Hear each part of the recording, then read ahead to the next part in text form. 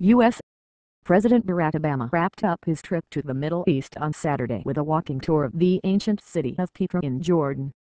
The city's breathtaking architecture features buildings partly carved into stone cliffs and combines Eastern culture with ancient Greek constructions. It is a UNESCO World Heritage Site.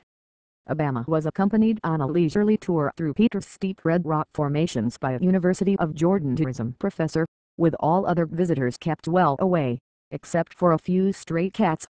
Soon after his stroll through arid the landscape, renowned for its colorful interplay of light and shadow, the president is due to return to Washington, D.C. A last-minute success just before departing for Jordan on Friday, Obama scored a diplomatic coup when Prime Minister Benjamin Netanyahu apologized to Turkey for a 2010 commando raid that killed 9 activists on a Turkish vessel in a Gaza-bound flotilla. The apology, long sought by Turkish Prime Minister Recep Erdogan, eased strained feelings between Turkey and Israel, two vital U.S. allies in the Middle East. It happened in a phone call to Erdogan during a final meeting between Obama and Netanyahu at an international airport in Tel Aviv, minutes before Air Force One departed for Jordan to complete the president's Middle East swing. Obama hailed the development as an important step forward for both countries. The diplomatic efforts will continue after Obama's departure. The senior U.S. State Department official said Secretary of State John Kerry would meet with Netanyahu on Saturday evening.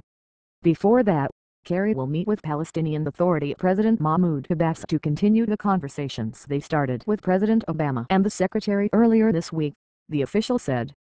Questions fly around any plan to attack Iran. Jordan's refugee influx Friday in Jordan.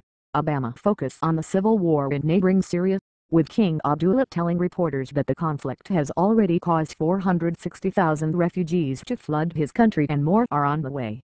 That is equivalent to 10% of Jordan's population, and the total could double by the end of the year, the king said. He asked for more help from the international community as his country also deals with internal reforms in response to economic woes that are raising public dissatisfaction. Obama said he was working with Congress to provide an additional $200 million to Jordan this year to help deal with the refugee influx, but he remained steadfast in his refusal to pledge U.S. military assistance to the Syrian opposition movement. Refugees flood Jordantown. However, Obama repeated past warnings that his stance on military involvement could change if Syria uses chemical weapons. Jordan is suffering from refugee fatigue. Masses of people have fled there from neighboring countries whenever conflict was rife. The Syrian conflict comes on top of the flood of refugees that came from Iraq just a decade ago. The country is a close U.S. ally and has been one of the most stable in the region, but it has seen recent internal turmoil and discontent. King Abdullah has a reputation for benevolence, unlike autocratic rulers such as Syria's Bashar al-Assad or deposed Iraqi dictator Saddam Hussein. One house of the Jordanian parliament is democratically elected. However, the weak economy and allegations of corruption by public officials have stoked dissatisfaction with him. In November, crowds took to the streets calling for King Abdullah's downfall because of rising gasoline prices. More recently, comments attributed to King Abdullah in The Atlantic caused further anger toward the king, who was quoted as calling the opposition Muslim Brotherhood a Masonic cult and referring to tribal elders in his country as old dinosaurs. The royal court says some of King Abdullah's comments in the magazine were taken out of context by local Jordanian and international media outlets who reported on the article. Courting Israel. In Israel, the last-minute diplomacy added a flourish to Obama's first visit to the Jewish state as president.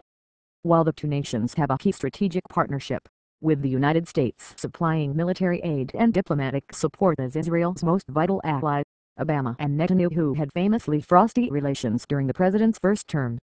With both beginning new terms after Obama's re-election last year and Netanyahu's recent formation of the new government, the president's visit was an opportunity to reset the relationship and signal unified positions on major issues such as the Middle East peace process and Iran's efforts to develop a nuclear weapon.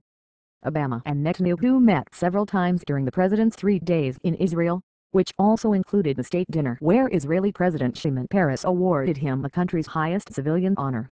Read, Obama goes over Netanyahu's head to the Israeli people before leaving Israel. Obama paid tribute to the father of modern Zionism in a symbolic visit to Theodore Herzl's grave.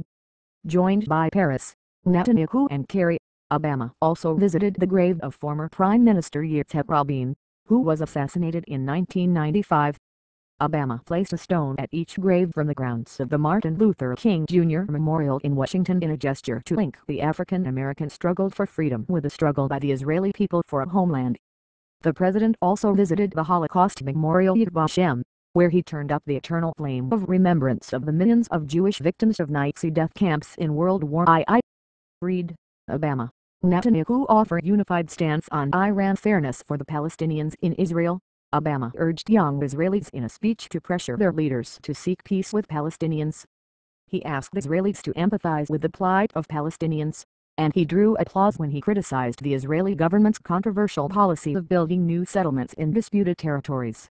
Walking through Ramallah and Gaza, political differences become real during a visit with Abbas in Ramallah, in the West Bank. Obama stressed the need for direct talks between Israelis and Palestinians for a two-state solution. The Palestinian people deserve an end to occupation and the dalliant dignities that come with it, he said at a news conference with Abbas, adding that Palestinians deserve a future of hope and a state of their own. Abbas said the Israeli settlements are more than a hurdle to peace, calling them illegal and saying it was Israel's duty to stop building them. He envisioned the Palestinian state based on 1967 borders with Jerusalem as capital, a scenario unacceptable to Israel.